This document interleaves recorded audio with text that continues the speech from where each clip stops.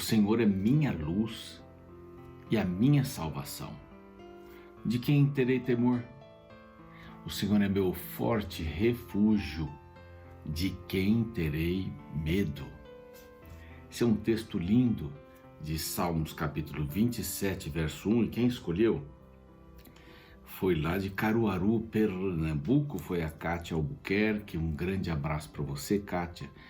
Muito grato por ter escolhido esse lindo texto que fala desta força, desta luz, deste refúgio que é o nosso Senhor. E quero mandar um abraço também, porque a Kátia é uma frequentadora do nosso canal no YouTube, Reavivados por Sua Palavra NT. Está aqui, olha. Se você quiser fazer como esta pessoa e outras mais que assistem o canal, que divulgam o canal, é só se inscrever, olha. Vai lá no canal aqui, Reavivados por Sua Palavra, e se inscreva. Também o Luiz Rogério de Brejinho, Rio Grande do Norte, perto de Natal. Um grande abraço, Natal. Que cidade bacana, não? Maravilhosa. Que Deus possa abençoar você que está aí nos acompanhando pelo YouTube. Vai lá, se inscreva se você ainda não está inscrito. Quero mandar um grande abraço também para você que está no NT Play, que nos acompanha, que divulga o nosso canal, e a você que está conosco todos os dias aí às 6 da manhã, né? acordando cedinho para ouvir a palavra de Deus, né?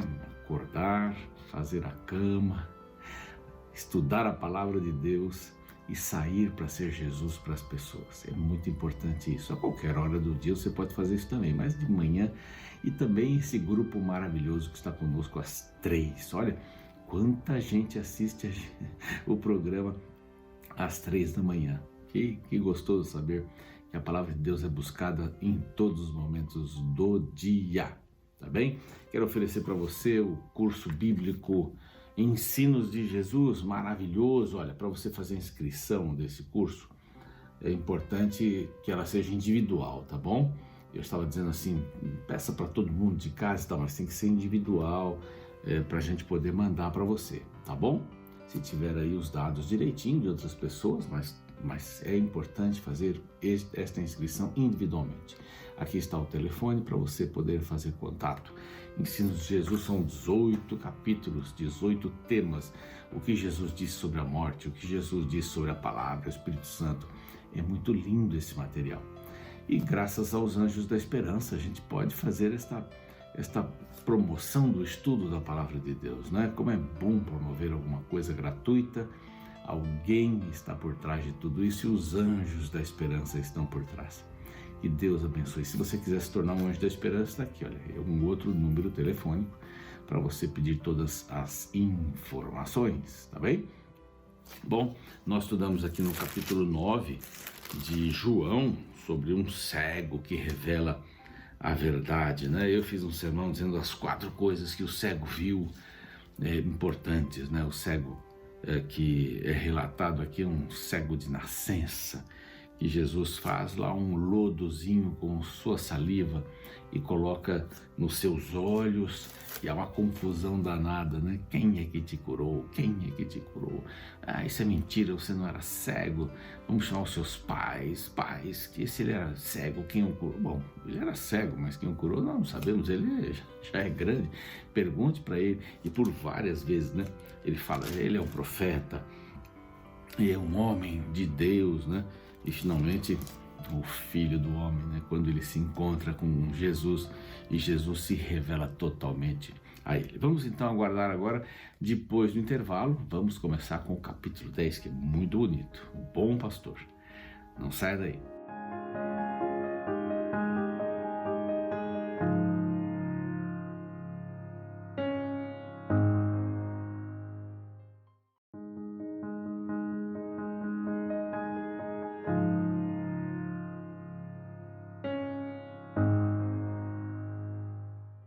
Muito bem, já estamos de volta com o programa Reavivados por Sua Palavra aqui da TV Novo Tempo. Que alegria, que entusiasmo poder estudar a palavra com você nesta manhã, nesta tarde, nesta noite, nessa madrugada, qualquer hora do dia. Esse é um processo da Igreja Adventista que visa estudar um capítulo da Bíblia todos os dias. E você está aí, está conosco, não é? Tem gente que está conosco aí desde o tempo do pastor Fávero. o grande amigo, manda um abraço muito especial para ele que está lá no Paraguai, né? Está trabalhando ali como missionário, pregando a palavra de Deus. E ele pegou lá em Salmos, né? E nós pegamos no Novo Testamento Lucas, fomos até o final, depois todo o Antigo Testamento, e agora nós já estamos voltando, já demos uma volta na Bíblia. Mas vamos lá, o título do capítulo 10 é O Bom Pastor e as Ovelhas. O Bom Pastor e as Ovelhas é um capítulo muito lindo. Jesus começa com uma parábola, vai falar que ele é a porta. Depois lá no verso 11 ele vai dizer que ele é o pastor, é o bom pastor, não é um pastor comum, não, é o bom pastor. Essa diferença é muito grande. Eu sou o bom pastor. Por quê? Porque tem o pastor que não é bom, aliás, nem é pastor, é o mercenário, ele chama aqui. Depois ele diz a partir do verso 22 que eu sou o filho de Deus, e vai lá até o 42, até o finalzinho do nosso texto aqui. Bom, vamos lá. Eu sou a porta primeiro, né? Eu sou a porta. Por que isso tinha tanto significado, né? Então, vejam bem aqui o verso 1. Diz assim, em verdade vos digo, né? O que não entra pela porta no aprisco das ovelhas, mas sobe por outra parte, esse é ladrão e salteador. Quando nós estávamos para sermos sequestrados lá na África, em nossa casa de madrugada, um movimento de guerrilha foi bater na porta da casa do pastor, da minha, da enfermeira também, do doutor, do médico, né? Da enfermeira, da minha também. O médico disse para ele assim, olha, vocês estão batendo aqui de madrugada não se fazem coisas boas, né? Venham durante o dia. É lógico que eles foram e invadiram tudo, mas o ladrão, o salteador, o sequestrador, ele não vai pela porta principal, como diz aqui. Ele vai sorrateiramente. É isso que esse texto quer dizer aqui. É uma parábola, não é? Aquele, porém, verso 2, que entra pela porta, esse é o pastor de ovelhas. E há, assim, até um credo aí, uma crendice, ou pode ser até verdade em alguns casos, que não havia portas nesses apriscos, né, onde as ovelhas ficavam, e que o pastor dormia ali como se fosse uma porta, né, porque as ovelhas não passariam por cima dele, estariam assim seguras, e também ele poderia defendê-las diante dos salteadores, né, dos lobos e tal. Então ele diz assim, olha, o ladrão, ele vem sorrateiramente, mas o pastor não, o pastor entra pela porta das ovelhas. Ele é conhecido, né? Para este o porteiro abre, no caso do porteiro, as ovelhas ouvem a sua voz. Isso é importante, hein? Eu até queria passar aqui um videozinho, você pode procurar no YouTube, do pastor chamando as ovelhas e ele pedindo para outras pessoas chamarem também. E não tiveram êxito, porque elas só ouvem a voz do seu pastor. Pode até usar a mesma entonação, dizer as mesmas palavras, mas elas ouvem a voz do pastor. É impressionante aquele vídeo. Então aqui diz que ele ouve a voz, elas ouvem a sua voz, ele chama pelo nome as suas próprias ovelhas e as conduz para fora. O que ele estava querendo dizer aqui? Estava querendo dizer que os líderes daquela época, os líderes religiosos, eles não eram como o bom pastor que chama as ovelhas, porque onde ele estava, as ovelhas estavam lá também. Queriam ouvir a palavra, queriam ser saciadas, né, pela palavra de Cristo. Aí ele diz no verso 4, depois de fazer sair todas as que lhe pertencem, vai adiante delas e elas o seguem, porque reconhecem a voz. Mas não seguirão o estranho, antes fugirão deles, verso 5, porque não conhecem a voz dos estranhos. A palavra de Deus é a única que nos dá esta sensação de que Deus está falando conosco. Deus está mencionando coisas para a nossa vida, está divulgando coisas para que a gente possa viver mais tranquilamente. Estamos numa correria nesse mundo, né? Estamos ainda vivendo a pandemia. Quão bom é a gente ouvir palavras que podem nos incentivar. Eu ontem assisti o noticiário, faz muito tempo que eu não fazia isso. Mas olha, notícias ruins, rápidas, para poder chamar a sua atenção. E lá no finalzinho, uma história engraçada, alguma coisa inusitada, alguma coisa que fez bem para para várias pessoas e tal. Mas quantas notícias ruins, né? A palavra de Deus, ela fala a verdade, mas ela dá alento. Tem aí, alguém contou 30 e poucas mil promessas na Bíblia. Sem dúvida, há uma para você, muitas, mas há uma para você. As ovelhas não seguem o estranho por causa da sua voz, elas seguem o pastor. Então, essa era uma parábola muito importante. A porta, né? Cristo é a porta. Eu sou a porta. Aqui vai vir uma série de frases de Jesus, né? Como aqui o verso 7, Jesus, pois, lhes afirmou de novo, porque eles não tinham entendido o que ele estava falando dos versos 6. Eu sou a porta das ovelhas, a única entrada para o aprisco. Não há outra entrada para o aprisco a não ser por mim. Eu sou. Ele vai criando esse clima aqui, e João, usado pelo Espírito Santo, vai criando esse clima, colocando Jesus como o único caminho, e lá na frente ele vai dizer, eu sou o caminho, eu sou o único caminho, a verdade, a vida. Vamos ver isso direitinho daqui a alguns dias. Mas aqui ele já vai dizendo, no verso 9, repete, eu sou a porta. Se alguém entrar por mim, será salvo, entrará e sairá e achará pastagem. O ladrão vem somente para roubar, matar, destruir. Eu vim para que tenham vida. E essa é a palavrinha do Evangelho de João, né? Lembra-se que eu falei? Vida. Para que tenhais vida em seu nome. Esses sinais foram escritos para que você possa crer que Cristo é o Filho de Deus. Esse é um dos propósitos do livro. E crendo, tenhais, né, no dizer bíblico, lá no finalzinho do capítulo 20, 30 e 31, tenhais a vida eterna. Esse é o grande objetivo. Então entre pela porta que é Cristo. Você quer entrar dentro do aprisco? Não tem outro lugar. Não, você não pula um muro, você não vai pela janela, você vai pela porta. E isso é importante, porque Cristo está orientando você, está colocando você para dentro do redil e você vai ser cuidado. Isso não quer dizer que a gente não vai ter problemas. Não creia numa pregação em que você não terá problemas, não creia. Não creia, porque daqui a pouco ele vai dizer aqui, tem lá um versinho daqui a pouco, daqui um dia eu acho que nós vamos ver isso, ou dois, é que nesse mundo você vai ter aflições, mas tem de bom ânimo, calma, né? Nós vamos passar por isso, vamos passar. Pessoas perdem familiares, perdem o emprego, perdem a saúde, ficam com a saúde comprometida, mas calma, passará. A alegria passará e a tristeza passará também, saiba disso. Bom, agora a partir do verso 11 diz assim, eu sou o bom pastor. Ele diz duas vezes que eu sou, era muito forte, isso era para Deus. Isso incomodava os judeus, porque ele dizia eu sou. Era a mesma expressão que Deus usou no Antigo Testamento, falando de si mesmo, eu sou, diga lá que eu sou, te enviou Moisés, eu sou. Alguns creem que a raiz da palavra Javé, não é? Que é a palavra mais santa que se conhece na Bíblia, eu sou, o verbo ser, eu sou, ele não está titubeante aqui, ele é claro, eu sou. Não, eu acho que isso já não convence ninguém. Agora, eu sou o bom pastor. O bom pastor dá a vida pelas ovelhas. Aqui é o contrário de Satanás, né? É o pai da mentira. Ele não pode dizer eu sou o pai da mentira. Isso ele pode dizer, mas não no sentido de que ele é Deus. É aquele que conhece profundamente a gente.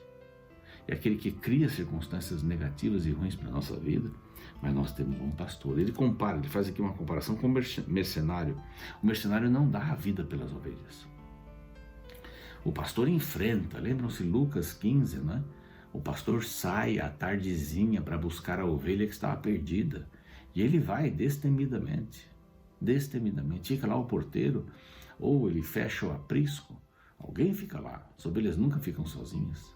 E vai em busca da ovelha perdida. Olha, de 100, 1% é importante. A menor unidade de 100 ovelhas é importante. Então você acha que você não é importante? Você é importante para Deus, profundamente.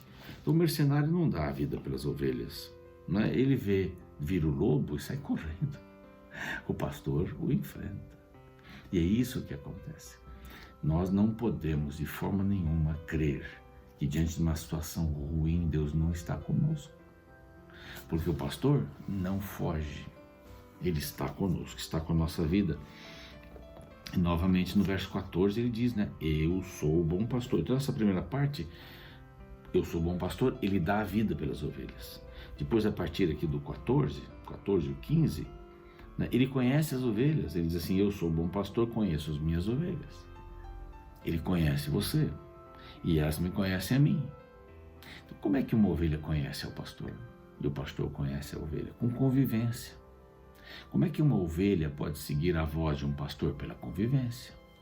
Somente por isso, pela convivência. Como é que eu conheço o meu pastor amado? Pela convivência. Convivência como? Pela palavra, pela oração, pela meditação diária, por passar um tempo diariamente com Cristo. Isso faz falta, não faz? O dia que você não faz isso, não fica ruim a situação. Não é que o dia agora tem uma praga, né? Nada disso. Mas falta alguma coisa. Falta isso. Aí no verso 15, a gente vê que o bom pastor traz outras ovelhas para o rebanho. Ele diz assim, ainda tem outras ovelhas, verso 16, né? Não deste aprisco, e a mim convém conduzi-las. Elas ouvirão a minha voz, então haverá um só rebanho e um só pastor. Está falando de Israel, está falando dos gentios. Há outras ovelhas fora deste aprisco, porque eu vim aqui para cuidar dessas ovelhas que são os judeus. Aí elas não o quiseram, né, o rejeitaram, mas ele veio para aquelas. Ele diz assim, mas eu tenho outras ovelhas e vou chamá-las. Então o bom pastor lhe dá a vida, ele conhece as ovelhas e ele vai atrás das ovelhas que estão fora do seu rebanho. Pertencem a ele. E elas vão ouvir a minha voz, vão me seguir. Por isso o Pai que me ama, o Pai me ama, porque eu dou a vida para as reassumir. Olha, ele retoma, ele dá a vida para reassumir as ovelhas que são suas, que o diabo pretensamente diz que são deles, mas ele não é o bom pastor. Ele é o mau pastor, ele é o mercenário. Então esse contraponto aqui fala muito sobre isso. Eu espontaneamente dou a minha vida. Ninguém atira de mim, eu vou dar a minha vida. Não foram os judeus que pegaram Jesus e o mataram? Ele veio para dar a vida. Não é? E aí finalmente ele diz assim, bom, alguns dizem, né, ele tem demônio, enlouqueceu, mas como que tem demônio se fala essas palavras aqui? Aí finalmente ele diz que é o Filho de Deus, porque ele estava lá passando pelo templo, aqueles que Jesus passeava no templo, no pórtico de Salomão, e aí os judeus vêm para cima dele e dizem, até quando você vai deixar a gente em suspenso, né? Nossa mente em suspenso. Se tu és o Cristo, fala francamente. Ele falou assim, eu já falei, vocês não creram? Verso 27, as minhas ovelhas ouvem a minha voz. Eu as conheço, elas me seguem, mas vocês não me seguem. Eu lhes dou a vida eterna. Jamais perecerão as minhas ovelhas, mas ninguém vai tirá-las da minha mão. Aí quando ele diz aqui, eu e o Pai somos um, aí ele criou uma confusão no verso 30. Os judeus pegaram em pedras para atirar e disse, por que vocês vão me atirar por causa das minhas obras? Não, pela blasfêmia, verso 33. Pois tu, homem, te fazes Deus a ti mesmo. Você vê que João vai criando esse clima da divindade. Eu e o Pai somos um. Aí diz assim, mas espera aí, lá em Salmos, verso 34, lá em Salmos 82, os juízes são chamados de Elohim, que é um termo usado para Deus também, ou para deuses. Né? Lá diz, eu disse, sois deuses. Se ele chamou Deus aqueles para quem foi dirigida a palavra, que eram juízes, que estavam numa função importante, bom, e a Escritura não pode falhar, então, daquele a quem o Pai santificou e enviou ao mundo, você diz que quando eu falo que sou filho de Deus, eu estou usando uma blasfêmia? Não, de jeito nenhum. Bom, eles estavam a ponto de prendê-lo, matá-lo, não é? E muitos iam ter com ele, isso deixava todo mundo muito zangado. É para Jesus que a gente tem que ir. Ele é o bom pastor, ele é a porta, ele é Deus, totalmente Deus e pode ouvir você. Não deixe de falar com ele hoje. Vamos orar? Pai bondoso, pedimos a tua bênção especial para este dia. Tantas coisas temos que fazer, tantas decisões, mas o Senhor é a porta e a gente deve começar entrando por aí. para estar na tua presença. É o único meio de entrada para o teu redil. O Senhor é o bom pastor, não é mercenário. O Senhor não foge diante do perigo. O Senhor nos ajuda a enfrentarmos o perigo juntos. O Senhor está conosco, embora nem pareça às vezes, mas o Senhor está conosco. Possamos ter esta certeza e seguir em frente. Abençoa cada pessoa nesse momento, em nome de Jesus. Amém. Você fica agora para a televisão com o resumo e a música, e para o YouTube o resumo do capítulo, esta ilustração bonita. Até mais. Certo dia, ouvi uma crítica feita em forma de piada sobre um grupo de cristãos que se julgavam exclusivos em relação à salvação. A narrativa que ouvi dizia: no paraíso de Deus, quando todos os salvos de todas as culturas e períodos comemoravam a salvação, um grupo de religiosos estava isolado no canto do céu, cantando hinos entre eles. Alguém então, ao ver a cena, questionou: quem são aquelas pessoas? Por que elas estão separadas dos demais?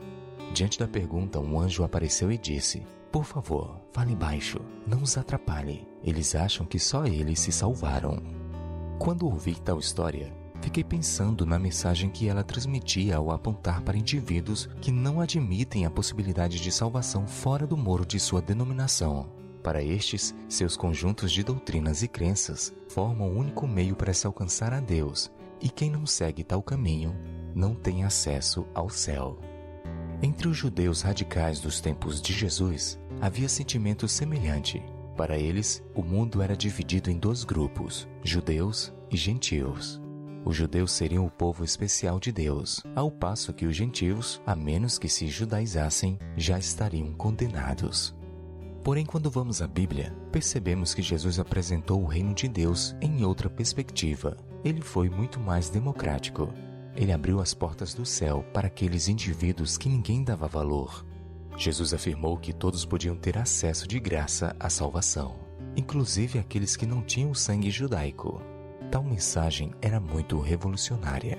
Veja como Cristo a apresentou no capítulo 10 de João, dos versículos 14 ao 15.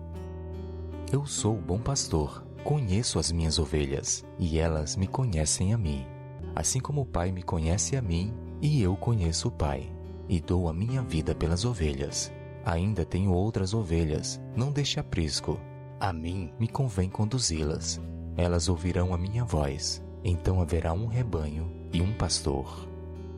Sabe, o que este texto revela é que os verdadeiros seguidores de Cristo ainda não estão reunidos todos debaixo de uma única placa de igreja. Eles estão espalhados por vários países, culturas e geografias diferentes. Eles não se conhecem ainda, mas todos compartilham do amor por Cristo e por seus ensinos. E sabe, profeticamente, a palavra de Deus revela que um dia todos se reunirão e formarão um grande rebanho que seguirá os ensinos de Jesus, conforme estão na Bíblia, e se prepararão para o novo império que está por vir. Um reino que reunirá os diferentes e os transformarão em uma grande família de Deus que tem a fé de Jesus e guarda os mandamentos de Deus.